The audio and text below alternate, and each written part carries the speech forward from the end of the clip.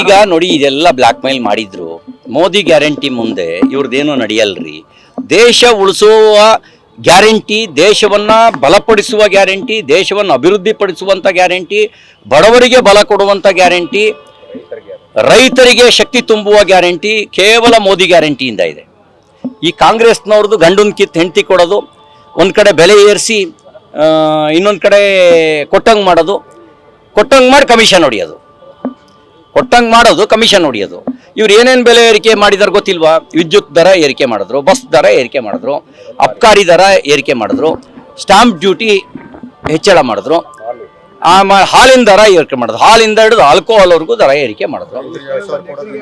ರೈತರಿಗೆ ನಾವು ಕಿಸಾನ್ ಸಮ್ಮಾನ್ ನಿಧಿ ಕೊಡ್ತಿದ್ದು ನಿಲ್ಲಿಸಿದ್ರು, ರೈತ ವಿದ್ಯಾನಿಧಿ ನಿಲ್ಲಿಸಿದ್ರು. ಅಂದರೆ ಇವೆಲ್ಲ ನಿಲ್ಲಿಸಿದ್ದು, ಇವರೆಲ್ಲ ನಿಲ್ಲಿಸಿದ್ದು. ಹಾಗಾಗಿ ಇವ್ರ ಕಮಿಷನ್ ಹೊಡಿಯೋದು ಬಿಟ್ರೆ ಇನ್ನೇನು ಇಲ್ಲ. ಇದು ಪಾಣಿ ತಗೊಳ್ಳೋದ್ರದ್ದು,